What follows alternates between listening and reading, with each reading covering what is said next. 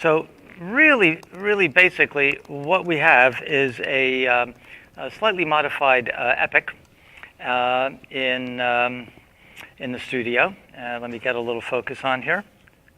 There we go. And basically it has just a couple of hardware attachments that are unique. Up on top there is a gyroscope called AirTrack. If you could and make the, in the front is a camera. And that camera basically looks up at the ceiling and sees these markers. And the markers are all over our studio, as you can see. They're everywhere. And by sensing where those markers are, the camera knows, or the operating system knows where the camera is. And the AirTrack device is a gyroscope that's very sensitive. That tells the computer system where it's pan, tilt, and rolled. And then there's also an encoder on the lens, back behind the lens, that tells the operating system where it's focused. That's basically the entire implementation. So somewhere in there is a red epic. There it is. And so, as you can see, Kara is sitting in a whole different environment. This is what the camera feed sees. Where am I this time? You're in a Thai jungle, but you're here on stage. It's different every time, guys. Sometimes I'm in space and sometimes I'm in Van Gogh's living room. Well, we can do that. So I'm going to give the camera really quickly back to Chloe so you can kind of see what the operation is. Chloe, come on over here. Don, can you put a composite on the large monitor? Okay. And Chloe, what I'd like you to do is to see Kara and the camera and this every so often so that everyone gets a sense of what happens. So I'm going to operate the camera, and you can see Kara is right now in a jungle, but notice the fact that she is perfectly pinned to the floor, that there's no drifting whatsoever, and we can look up, and that's a roof element in the foreground, and tilt down into this world and see Kara. And after a while, kind of like in augmented reality, you completely lose the sense of green. You're now seeing this world as a complete composite. And the green disappears. So in terms of production value, you can see how easy and facile this is. There's really no real hardship. The deliverable in this, which I should explain what is the key deliverable here, is metadata, camera tracking data, which describes the position and orientation of the camera frame accurately to your actual camera, so that when you get into post, compositing is a snap. Notice there's no tracking markers on the green screen. There's nothing that needs removing. Basically, all the information comes from these telemetry devices, and you get this. You get a rough composite. So anyway, the deliverable. The deliverable is the tracking data, a rough composite that you would use to edit with, and a matte, so that you can combine your matte with your green screen element for more post tweaking. Yes. Oh, well, I don't want to interrupt if there's no, go for it. The flow, but I know that the question that everyone asks, and I'm waiting for them to ask it on the live chat. Guys, pipe up. I see that there's 8 of you there. Everyone always asks us, how does this save me money? I mean, that is the bottom line. So I definitely want to get there sooner rather than later, but okay. I don't want to interrupt if there's Well, maybe more I'll go over there to join you in the jungle and tell you what I think. So the the readily available elements that various resources have right now are many and ridiculously inexpensive. Clearly, you could spend a lot of money. You could make custom geometries and skin them and texture them and light them. But you can start off with readily available assets. I'll give you a quick, for example. Karen and I produced 3 commercials where we needed kitchens, and kitchens are expensive. A nice kitchen to design, to build, scenic, prop, is anywhere between $20,000 and $25,000. We've been doing this most of our career, so that's pretty much what it is. So for 3 kitchens, you'd be spending $75,000. We were able to get the kitchens built as virtual sets for under $10,000. Now that doesn't mean that you've just saved $65,000, but you've saved a huge chunk of that. It almost means that you've saved the $65K. I mean, there are post costs, but they are minimal. They're modest because the tools now are very well distributed, and no one is freaked out when they see green screen. I'd say 90% of everything I've shot in the last 10 years are elements that then somehow get composited into something or other. So the tools are very well distributed. The cost of using those tools have been greatly reduced. The cost of finding geometries are very reasonable. Certainly you could spend a ton of money. That's easy. Saving money is the trick. And I think we have a solution to doing that. So did I answer the question, basically? Yes, but I know we have 8 people watching, and they refuse to reveal their names. Okay, don't reveal your names, okay? But just ask some questions. This is our first one, so help us out. Don, if you have any questions, you can ask as well. What do people want to know about Virtual Set, or is this like so easy breezy? While you're thinking of questions, let me explain a couple of things. Traditionally, green screen elements always seem to be pasted in front of whatever the background is.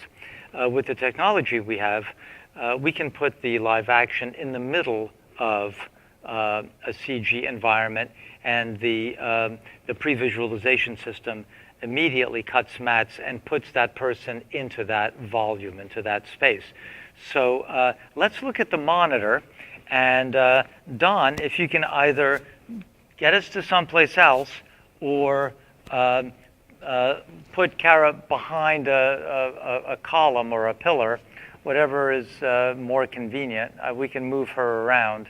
That I can put her behind that, or if you wanted to change sets, or if you want, we can show the matting feature, the garbage matting feature. What would you like to do? Okay, we're going to take a look. I know another thing that people like to use this for. Can you talk some about the metadata that's used, even if they don't want to use the virtual set elements? Oh, good. How some productions have come in and used just the metadata to stabilize, or yeah. Can you talk a little bit about that? I will. Hold that question. What Don did is he took the garbage mat off. As you can see, our green screen is pretty small. All we need to do is cover Kara, and there's the ceiling, and so we're up to the ceiling. We're about 18 foot high. Oh, but nice. watch what happens when Don puts the mats in. You can actually start off on the virtual set and pan your subject in, and if the ceiling element is up too, what used to be ceiling like that is now trees. Woo! So you could pre-visualize something where you're under this awning, for example, and then push through and come down and find your subject. Yes, that's right. All here at Cobalt Stages. While Kara was mentioning about metadata. So I'll give you a real good example. Sometimes you don't need a jungle or a kitchen, but say you have a complex shot that requires stabilizing. Well, we had a crane in here that was about 45 foot long and did this huge camera move, and it wasn't until they got it to post that they realized that the crane had a little bit of oscillation when it was fully extended, and using the metadata, the stabilizing of it was a click of a mouse as opposed to literally a half a day, 3/4 of a day of painstaking fixing. So there's huge benefits just to having the metadata. If you wanted to include CG in your scene, if something has to be animated, for example, having being able to describe the camera move facilitates exactly how you need to orbit around that CG item. We can also, through Motion Builder, through Motion Builder, we can actually not only combine a green screen element with a CG environment, but we can actually have live motion capture animating an object via Motion Builder. But even better and much simpler, if you had a backplate that was video, so say for example you had a view out a window, you can have full motion video played outside the window of a CG set with a live action performance inside. What were you going to Don just cued a different set, which was great because we had someone write in asking if we could change the sets and show them how that's done. Okay. And then we're all fighting for the camera. So nice job, Don. Okay, so this is the Great Wall of China, and this is a CG element, and it is a planoptically modeled background. So, oops. So, hang on one sec. And I'm also wondering, what if I wanted to make this Apple box disappear? How would I do that? How would you move it, right? Oh, that's very funny. All right. Okay, so notice the parallax to the outside. So Kara could walk around, she could look outside the window. Let me do that. And if she were lit for this scene, now you can see how we're seeing off of the green screen, but Don can make a garbage mat. And let's just see how long it takes for a quick garbage mat to develop. And there we are. You can see him drawing it, and if Kara doesn't cross in front of that, which I won't. I'm sure she won't. Not now we see more of the set, and okay, so Kara, you can look outside the window. You can turn around. There we go. If you had a monitor, you'd see what you were doing. But there you go, and you know she could walk over that away towards the corner. Okay. Oh, we just lost you. Give me one sec. All right. We're doing another little garbage mat for the other side, so we can have a little bit more set. And I think this set doesn't have a ceiling, so you'll see off the top.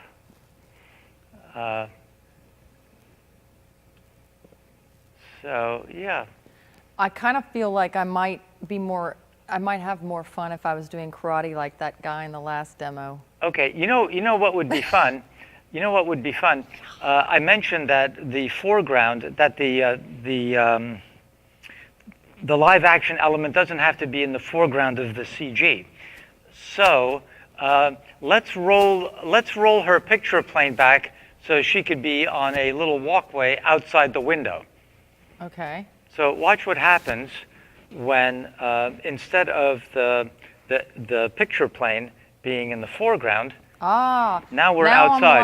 I'm like, yo, Alex, let me inside this place. Alex, let me inside this place. Alex! All right. Am I doing it right? Yeah, you're doing it great. Okay. So you can kind of see how the picture plane can get moved. So it could be as deep as you want within the space. You're not limited to having the video plane be in the foreground. Wow. Or actually, sorry guys, I'm actually, instead of coming inside, I think I might want to go hike that mountain over there. Okay, just excited about that. Okay. All right. So, check your computer, Kara, and see if there's questions about this. Now, these are low-res renders, I have one so more that question. it doesn't clog up the machine. Obviously, this isn't final anything. You would basically do a color correct of your foreground to match the render of the background, and then do a nice composite, not this quick key that we have in the device. But the germane point here is that in minutes we can put someone into an environment, we can move around that environment, we can show parallax. Clients get it, directors can choreograph, DPs can light, actors get a sense of their space. And what we're really looking at, Don, put us back into green for a quick second. After a while, okay, sorry. After a while, you completely forget that what we're really looking at is that. And then I also have a question. Could you name some movies that have utilized this technology? Well, I know The Jungle Book has. Over to you, Alex. They won an Academy Award for using this technology. Jungle Book was probably shot in a stage the size of a shoebox. The mantra during Jungle Book was, if the kid's not touching it, we're not building it. So they had a couple of mud puddles and a couple of logs and rocks. Okay, I'm simplifying it a little bit. But it was basically a CG environment. We chatted with our friends in California. They just finished doing the Ghostbusters movie with the all-women cast, and that's when we got involved, thinking it's time that we brought something like this to the East Coast. The miniseries Pan Am could not have been done cost efficiently without doing something like this. The entire terminal, the airplanes, everything was CG. They had some revolving doors and walkways and banisters, but some pillars. But by and large, the entire environment was CG.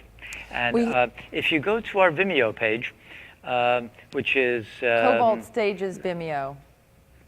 Sorry? Cobalt Stages Vimeo. Yeah, it's Vimeo/Cobalt Stages. You'll see a quick demo of stuff, but let's see. We do have a couple more Last Stand, questions. Last Man on Earth, Alice in Wonderland, Jungle Book. Which movie is that? Man of Steel. Tons of movies. This has become a go-to tool in the overall effects arsenal, and I think it's about time that we took advantage of the economies that Hollywood has been using forever,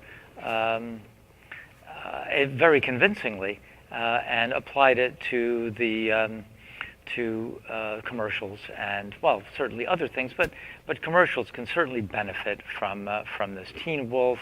I'm just looking at Teen Wolf. at stuff. Touch. Once Upon a Time.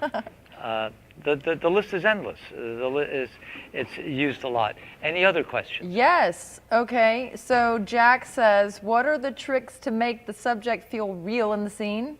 Aha. What are the pitfalls? And is it just lighting or is it post work? And we also have a couple more people watching now. Okay. So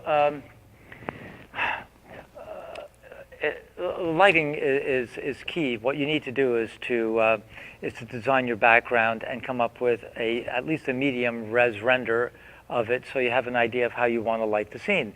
So you can buy these geometries and build something, but then light it for day, for night, for dusk, whatever the mood is, and then your DP looks at that and matches the lighting sensibility in terms of softness or hardness or color temperature, direction, contrast, and such.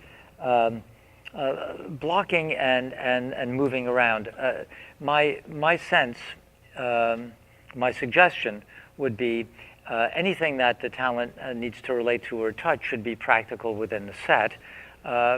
I've wouldn't choose to key them without a floor. It would be better if the floor were practical. So if you had a living room or something, if you had an area rug and a couch, everything else could, for example, be CG. A coffee table could be real. Everything they touch could be real. But everything else could be in this virtual space. There really aren't pitfalls. I think you just have to plan maybe just a touch more, because you don't have everything haptically available, practically available. You can't touch things that aren't there. But in terms of choreography, in terms of lighting and lensing, the system, we've mapped a full set of Leica lenses so that, and this is an interesting thing for the tech heads, we've mapped a set of Leica Summicron lenses so that the anomalies, the fingerprint, the essence of the lens is translated to your CG so that it feels identical, so that the anomalies of the lens, the character of the lens, the sharpness, the chromatic aberration or pincushion or barrel distortion, whatever the lens portrays in your real environment, it creates a map of and affects your CG environment. So the match is pretty perfect. Did I answer? Yeah, I think so. Yeah. Other questions? I think if we're going to kind of work on wrapping it up a little bit, I know specifically, I mean, our audience, a lot of, we've worked with a lot of other production companies on this. Sometimes ad agencies come to us. We are able to help them and their clients save money. I wanted to put it out there that's nice, Don. That just that we're and you feel free to explain this to them about the sort of like the package deal that we can offer at the stage, being that we've got a couple different capabilities here. Right. So this is simple. You have to be agnostic about your tool set, and this isn't for every application, certainly, but for when a location would be impossible or cost prohibitive, or if you needed to cover 6-8 locations on the same day, this might be the appropriate tool. And since we own a significant portion of the factors of production, we can package everything from motion control, if need be, to this virtual set capability, the stage itself, camera equipment, lensing, and stuff like that, into an attractive, cost-contained package. And our studio, our facility, is 12,000 square foot with a 7,000 square foot stage, and it's been in existence as a film studio for over 35 years. So it's plenty of power, lots of comfy places to sit, craft service kitchen, home ec kitchen, balconies, all sorts of places. So you should really check out Cobalt Stages. Is that? Yeah, that's good. That's our little selly portion of it. Check this thing out. This is a Van Gogh bedroom. Don is moving some furniture around. I should explain that really quickly. And we're as consultative as we are artful and bolt heads. We would chat with whoever is putting your CG set together and suggest to them what is called editable transforms, so that various elements could either be disappeared or they can be moved. Or if you needed to get the camera away and you needed this wall to disappear so you can get a shot looking this away, we can do that. Outside this window is a video screen, and right now there's that's a little plaza. Window. You can see live action going on. Very nice, Don. That was right on cue. Wow. Outside Could the window. I sit on this chair? I guess if there were an apple box there that were green. Apple box here. Actually, hang on. While you do that, I'll get you a piece of green. Because I'm sure people are wondering, how do I sit on the virtual chair? By putting a green cube where the chair is. is what I've been told here. Okay, Kara, you wanted Got to it. sit. You wanted to sit on that chair. Yeah. Okay. Can you grab your computer and put it on the stool Sure. for a sec? I don't want to. Okay. Okay, Don, the would you water? talk me into the? Stop. Right there. It's down upstage a little bit. All right. High a little And we're putting a green blanket on this. Yeah, have a Oh, seat. wow. Look at that. Have a seat. That's amazing. And of course, like, oh my God, that's so cool. So now, while But- you're sitting there, Can I still see the bottom of this chair? Yes. bit.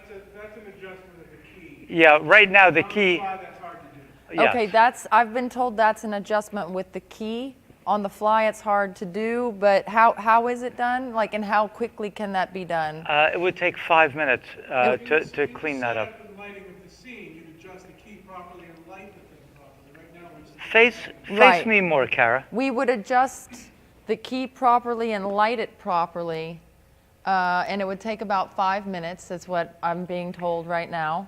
But here's the interesting thing. Notice how, in a matter of moments, we were able to ground Kara without drifting onto a chair that's not there. That's amazing. I'm pretty fascinated, I must say. So there you go. And she could also stand up and be outside the window, for example. Wow. Just walk upstage, Kara, behind the stool. Okay. Say- Put my cell phone in the right, window? right there, up. Okay. And turn and go that way a little bit. Which is that way? This way, just the way I'm pointing. Oh, okay. Up, like that. And too much. upstage. And look at us. Go further upstage. Yep. More. Yeah. And take a tiny. There we go. And wave high.